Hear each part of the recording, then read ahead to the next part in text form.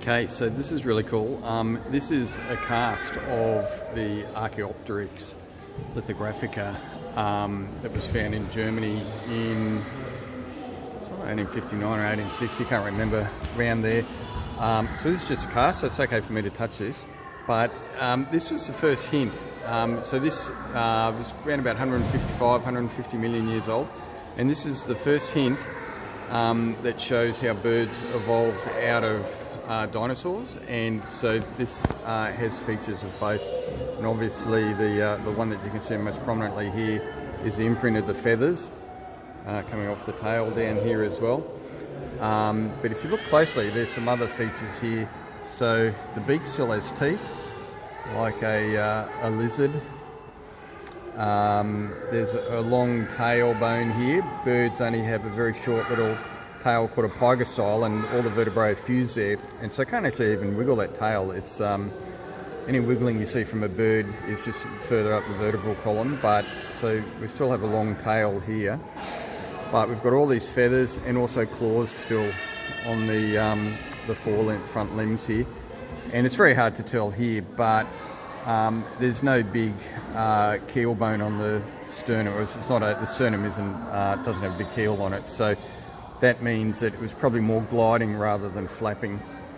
But I've always wanted to see this, and this is a reproduction of that fossil. I mean, man, how awesome is that? Wow. I mean, look at the feathers, there's no mistaking it. And I'm not sure if it's this one. I think there's only been about a dozen Archaeopteryx fossils found, and they've even found pigmentation. I think they were brown and black was some of the most notable colours they found. Oh, there we go, that's really cool.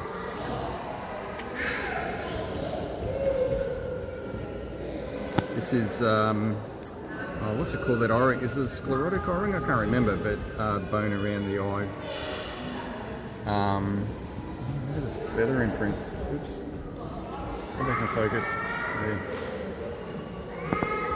The claws on the hand. Wow. Look at that.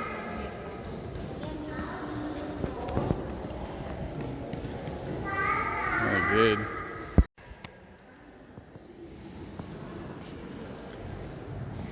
Okay, so continuing on with Archaeopteryx, here's an actual reconstruction. So this little panel here is just showing the evolution from dinosaurs to birds. And down the bottom here, you can see that on each one of these skeletons, the tailbone's in green, and we've got the jaw in light blue. Now, if we have a look here, so this is a reconstruction of Archaeopteryx. You can see the long tail that we were looking at before, and the jaw. Now this is a skeleton here. This is a pheasant kukul or scrub pheasant, and you can see here the tail bones are now fused and tiny as opposed to here, and there's the Archaeopteryx's jaws, and now we have a beak with no teeth as well. And the sternum that I was talking about, the keeled sternum, you can see that quite well there too. That allows the attachment of large flight muscles, whereas this guy didn't have that at all, so probably more for gliding,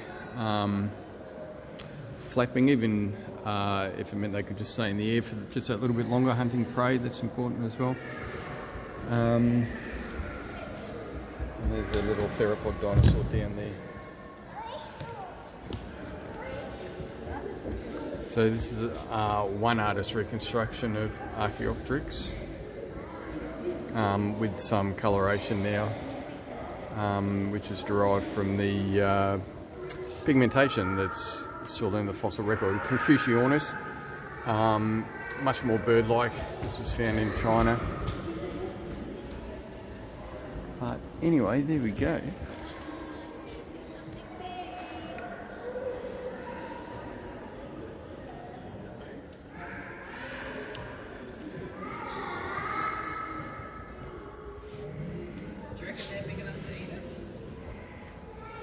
Yeah, so if we have a look here, bird-like dinosaurs, common ancestor, Archaeopteryx here, Confuciornis, so more recent and more bird-like. 125 million years ago, three-heater modern birds. There's a big explosion of birds filling different niches after the asteroid impact around 66 million years ago. So that's where most of the birds we have now evolved, or you know, can trace their evolution back to.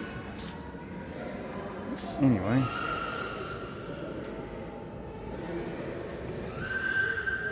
another thing you can see nicely here on this pheasant kukul is the furcula, which I talked about in that video the other day. So the wishbone, it's fused and it will kind of bow in and out with the wing beats. So some of the energy from the downward motion gets stored in that, and as it contracts, it helps with the upward motion. So there we have it.